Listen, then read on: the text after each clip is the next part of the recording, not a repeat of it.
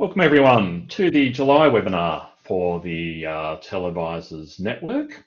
Today we're going to be looking at different ways that we make a difference in learning and teaching, joined by Alexandra Mihai from Maastricht University and Sarah Thornycroft and Steph Toole from the University of New England.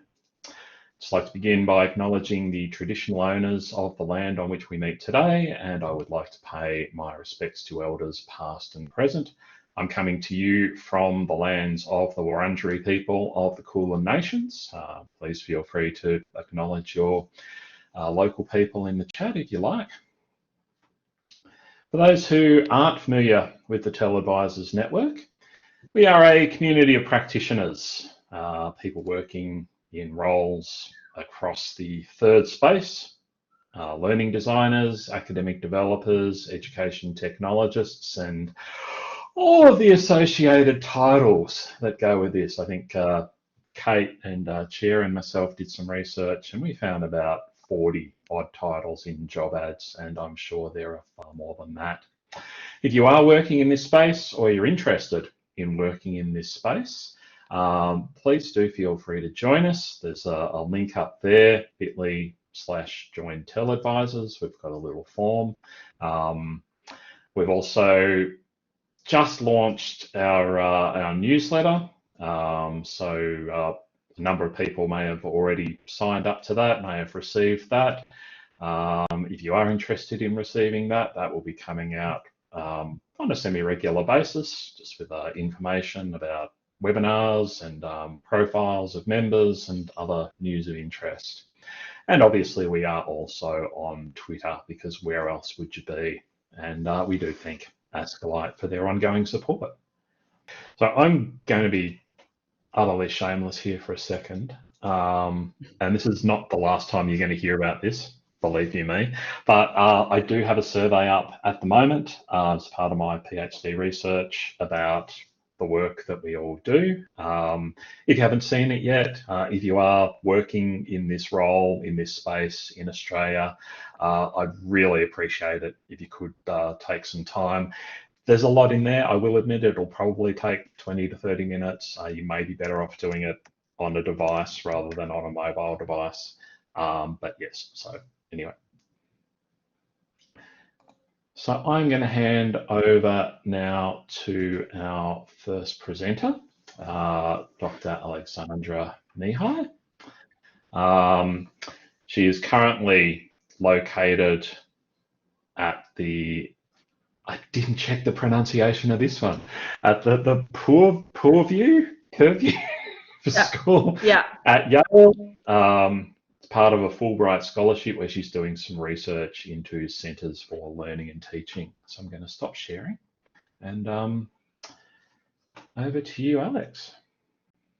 Thank you very much, Colin. I will start sharing and I hope it will work well. Let me see. Are you seeing it? Yes. Yeah, okay, perfect.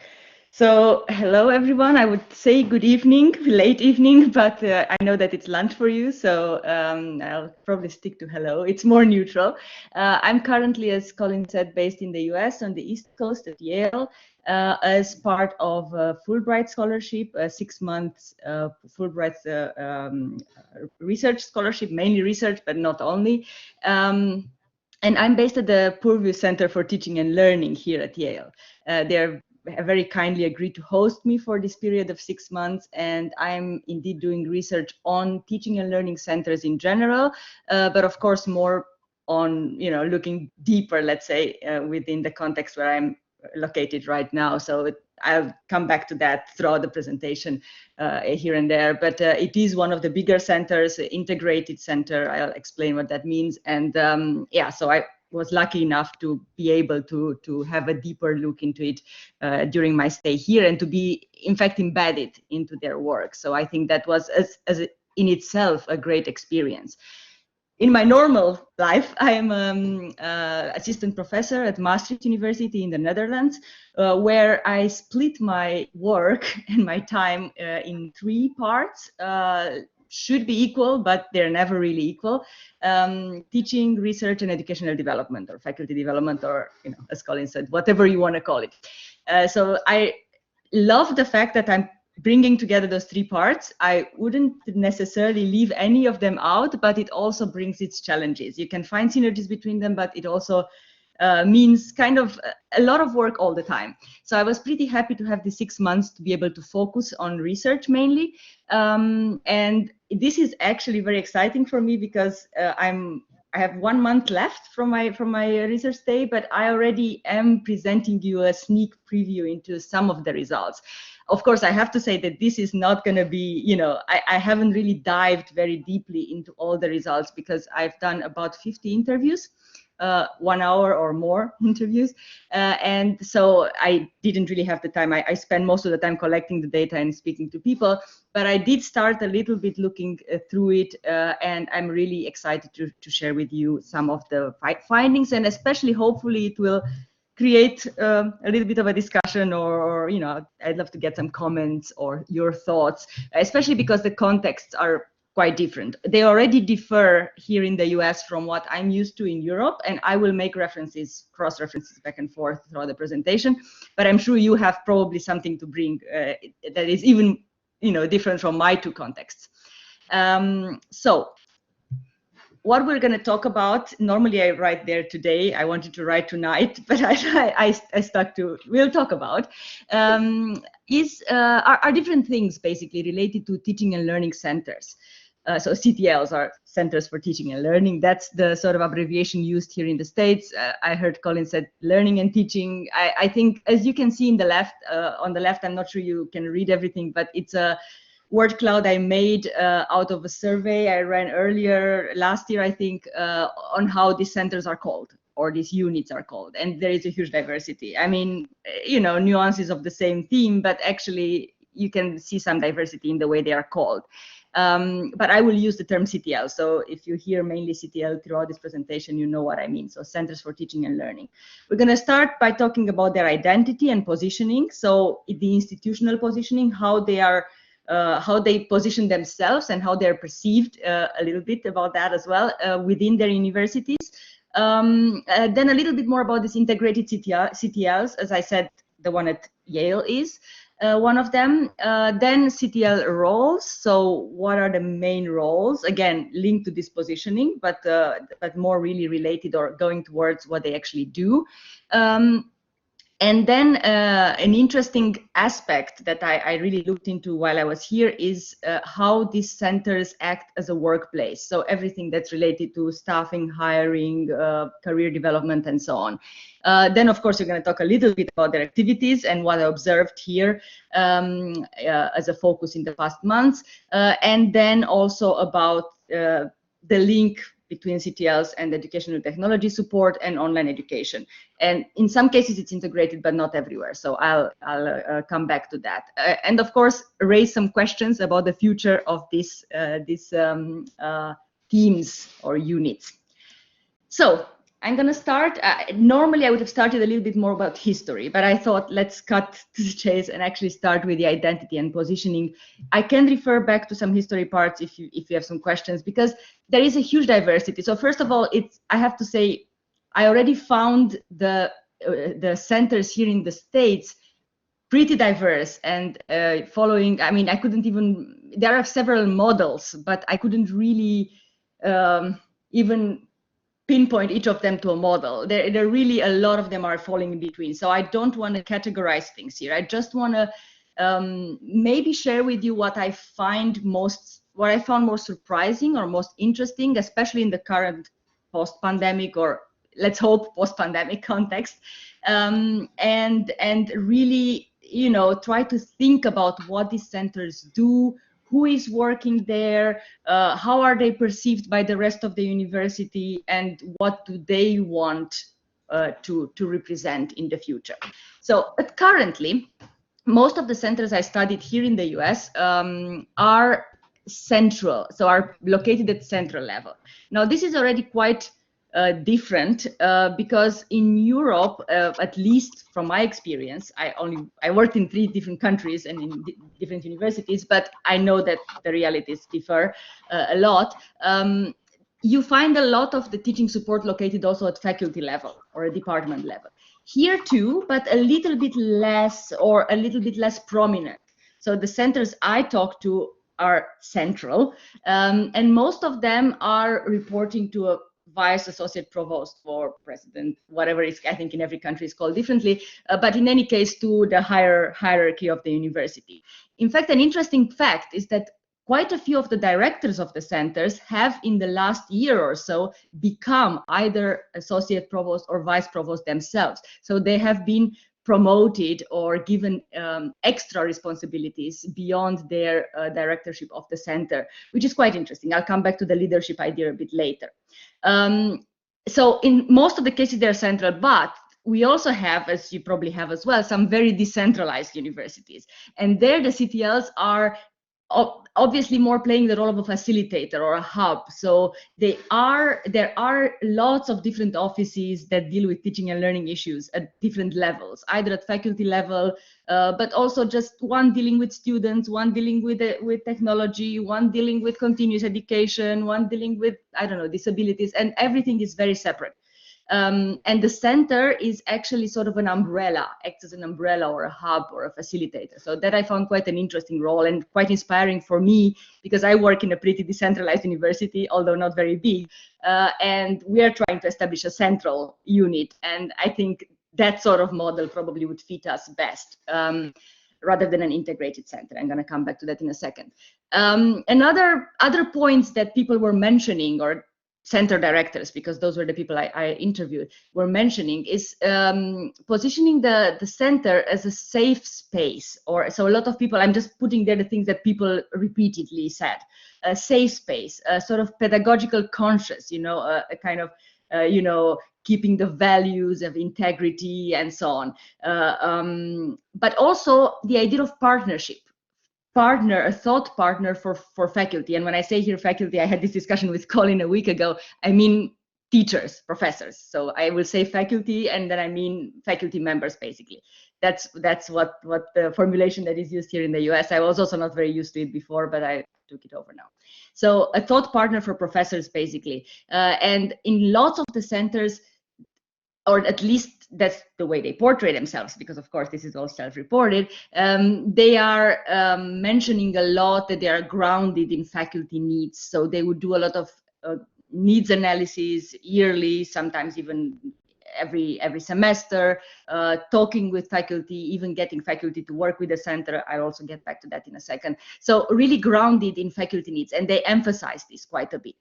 But then there is also an interesting issue that I've been, repeatedly told, that the centers also had an interesting task, or are having an interesting task, to actually set their own boundaries and basically almost teach the campus what it means to have a center and how to use the center.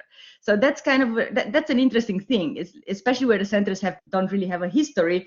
It's also interesting to actually how do you work, how do you communicate your work, how do you get people to work with you.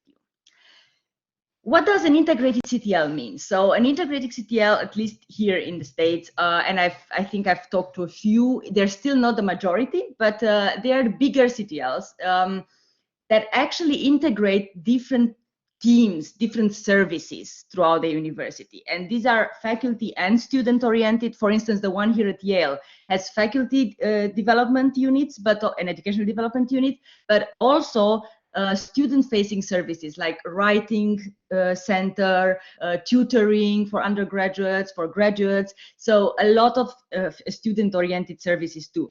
While they also do pedagogical support, as I said, they also do technical support. So all the EdTech, all the Canvas, everything, all that support is integrated within the center as well. And moreover, our center here at Yale also includes online education, which I'll come back to. It's also quite rarely included in a center.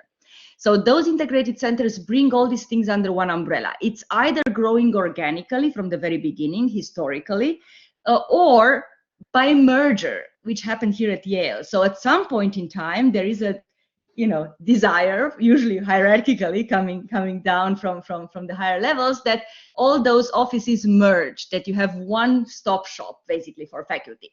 And this is quite interesting because that creates sometimes some tensions. So there are different work cultures. For instance, the educational technology people work differently than the faculty development people, or the student services work differently as well. So you need to intentionally create a space to collaborate. And you can talk about common ground. I mean, that's one formulation that I heard. So it doesn't happen naturally usually. There are also lots of pluses. The cross-pollination opportunities, collaboration opportunities are easier, or more of them, because people are under the same roof. You also have more career development opportunities because there are lots of different branches, so you can change focus. But there can also be some issues with communication because the bigger the organization, or the team, and the more diverse the team, the more problems or issues there can be with getting the message across. So pluses and minuses. Coming to roles of the CTLs. Here I'm also just enumerating some of the things I heard most when talking to the CTL directors and that I found most interesting. So a lot of them, as I said, see the CTL as a sort of hub, as a bridge builder, as a connection builder on campus, just because they are usually centrally located and they know sort of everyone. They also are able to create those connections. And also to cultivate relationships. A lot of them actually talk about really cultivating relationships with the teachers. So like direct relationships, formally and informally. So it's all about relationships, not us teaching you or us evaluating. And that's, by the way, something they really want to stay away from, this evaluative role. From the very beginning, they told me, no, we don't use evaluate, we don't use measure so much, because we are not the teaching police.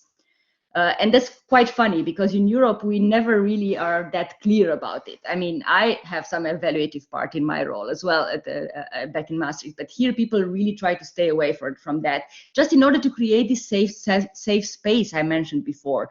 So what they want to try to create and portray the center is as a safe space for talking about teaching. So creating this culture of talking about teaching, sharing about teaching, and also a culture of innovation. So taking the risk, they offer grants and so on for people to innovate. Now, this is more true for the centers that integrate student services. So they say that they want to support learning from all sides, so teacher side, student side, and so on. Some of them, not all of them, but quite a few of them also do scholarship of teaching and learning, or at least encourage faculty to do scholarship or teaching and learning. So they really see one of their roles being supporting a scholarly approach to teaching and learning. And of course, as we all know, and I think we identify with that, they see the center as a curator, an interpreter, a translator of educational research in order to provide evidence-based support. Now, the CTL as a workplace, as I said, that I found pretty interesting, because I haven't really thought that much about that aspect before. And there were lots of new thoughts and ideas that came up during the interviews and also during my work here at the center. First of all, a few words about leadership. So I talked to about 30 directors of teaching and learning centers here in the US, and let's say plus the ones I already know from Europe, a bit informally, not within this research, but generally speaking. I really feel that the way the centers are run and structured depends quite to a large extent on the background and leadership style or leadership behavior of the director, and personality sometimes even. I don't really quite know how to put all these things together when I'm going to write this up, but I really thought it was interesting to share. And I found a few camps. So I did find the centers where the leader is a faculty member, like professor, through and through. So basically they identify mostly as an academic, as a professor, and they're also director of the center. And then they basically run the center almost like an academic department, like a faculty department, hiring mostly people, faculty, and so on. So that is really, really an interesting aspect. Others run it a little bit more as a service providing unit. And there you have all sorts of, you have staff, you have faculty, you have students sometimes. So it's really it really depends on the background. Some people have organizational management background, so then they really manage it really in a more professionalized way, let's say. Or others have been working in faculty development for a very long time, since their graduate times, and they are almost, they're professional faculty developers, so they really go down that road. So you have very different flavors in the centers given by their leadership. And the role of the leadership is also interesting. A lot of the people, I think most of them, emphasize the fact that their role is to navigate institutional politics. So they're really somewhere in the middle. As I said, some of them have even been promoted now. So they're really somewhere in the middle between higher administration within the university and really, the academic affairs, so teaching, learning, student affairs, and so on. And that's quite interesting. And it also has a very important HR component, so human resources component, because there is a lot on this side here. Already Colin hinted before, there are lots of labels, lots of names for the people that work in these centers.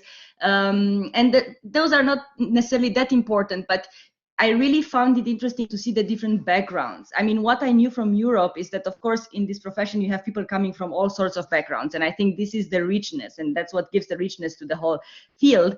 But here I found more and more, as I said, professionalized educational developers or faculty developers, because in the States you have, I'm really curious about Australia, but I feel like here they have more programs already, graduate programs and postgraduate programs that create those people, and in Europe we don't yet have that many. So that's kind of interesting, because you have a mix of more professionalized educational developers and instructional designers and technologists and so on, and more people coming from different disciplines and just switching over to this third space, or keeping both. In fact, a lot of people still do both. And this is interesting because some centers encourage people to teach and to do research, even if they're staff or on a staff contract. Some other centers, I wouldn't say discourage, but it's not a big priority.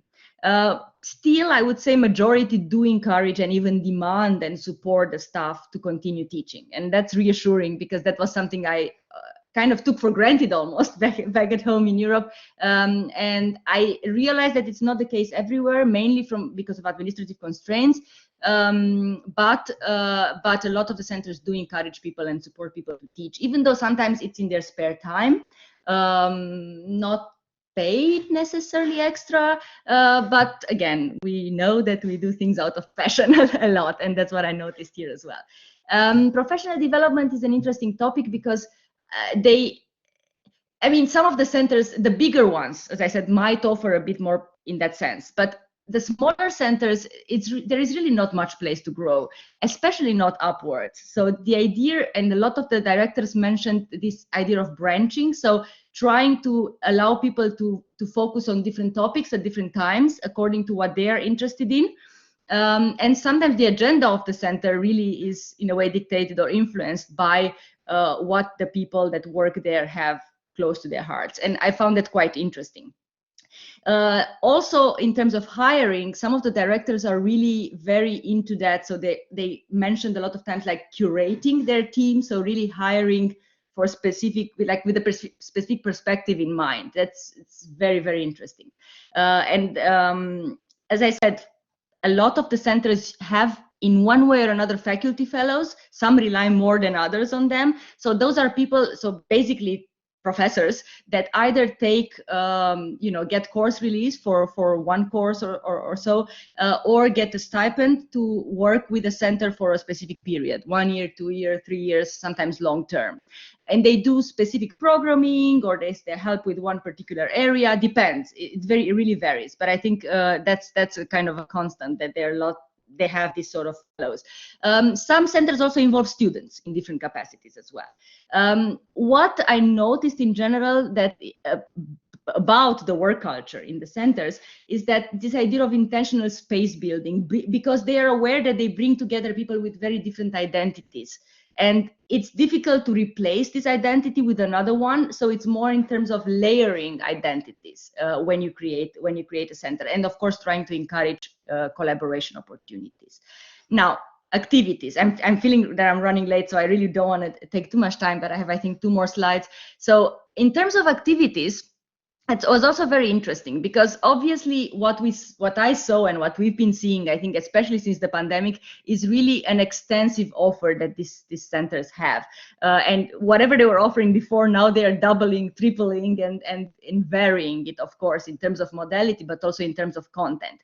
And now I felt like a lot of them are in a moment where they have to say, okay, stop, let's streamline, let's identify what we've been doing, see what pays off, or what is the most interest for faculty and for students and in general, and keep doing those things and not, spreading ourselves too thin, because that was the case during the pandemic.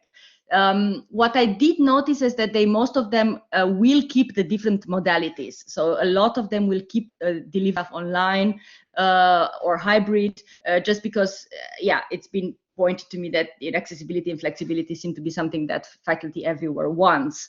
The offer varies really from center to center, but you find really some commonalities. The structured programming, like seminars, workshops, institutes, they are called here, like rather, like summer schools or like longer programs.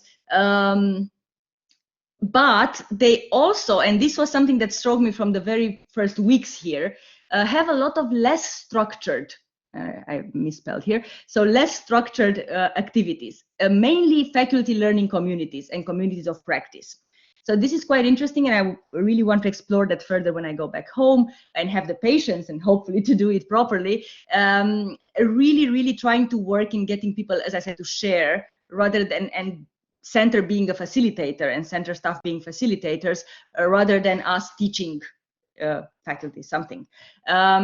Students as partners, again, that's a type of programming that is very common, I think, in most of the centers here. So having students partner with professors, usually undergraduate students, and the students basically are their partners throughout the entire course, follow their course, give them advice, and and so on, reflect together. Really interesting programs. Another thing that struck me from the beginning is that diversity, equity, and inclusion is a big focus at the moment, at least here, and also in practice. So you can see that in the activities that they are doing. Anti-racist pedagogy, quite a big thing. A lot of the seminars and programs here are about that topic. There are specific programs that support graduate students, which I found interesting because I missed that a little bit in Europe. These are the future teachers, and it's great to support them already at that stage. So it's much more structured here. And as I said, some of the centers also focus, especially at research-intensive universities, tend to focus a lot on scholarship of teaching and learning and scholarship of educational development. Now, educational technology. Here, I don't have that much to say because, well, we can discuss it later maybe, but I feel like it's very separate. It's as separate as I thought about it when I came, because in Europe it's similar. Unless, apart from the integrated centers that bring it together, most of the centers have separate units that usually are within the IT or ICT sort of services. And they do collaborate, but the cultures, the work cultures are very different. And this is something that, I mean, we can discuss it, but a lot of the people told me that the IT or the education technology people have more of a training mentality versus educational developers have more of a development mentality. Now we can discuss this. I just put it here a bit more provocatively, but this is what I repeatedly heard. I've seen formal and informal cooperations between the educational development and the CTLs, and increasingly, of course, after the pandemic, throughout the pandemic and after the pandemic. So I think that's very promising. So they created teams meeting together, the pedagogical part with the technological part. So I have the feeling this will continue, and even if those units are not integrated, there will be sort of an almost organic integration in time, and that was facilitated by the pandemic. On the contrary, online education in most cases is totally separate, in a separate unit, separate team, also because it brings revenue mostly, so it's a different sort of beast. But also, I don't know, it is separate, and sometimes I feel like it doesn't belong separate, but we can discuss that. What I want to leave you with are a few questions, actually, or thoughts. about the future of the centers. And this is quite interesting because these were also my thoughts and are still my thoughts now as I'm wrapping up my time here. The impact of the pandemic was clear. I mean, I proposed this project before the pandemic, and I couldn't do my stay before because of the pandemic, but because of the COVID pandemic, the CTLs became really essential units within the universities, and sometimes they're even called like that nowadays.